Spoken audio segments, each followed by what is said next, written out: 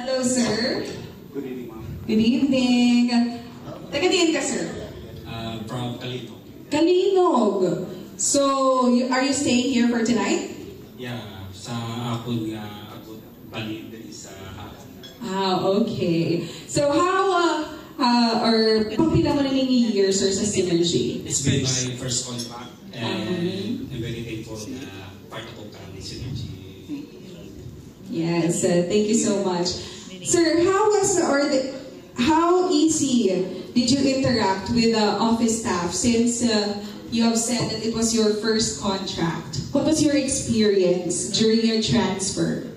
So far, gina-appreciate ko din si Ma'am Tina at si Sir Pierre. Kung sabihin pag-apply din 7 hours din sila amungan natin sa Manila office si Ma'am JB na kung sabihin free airfare, free accommodation, may health card pa, all-in-one, pag-rente na kung anywhere in from halin sa Barco, diretso from Iloilo Airport.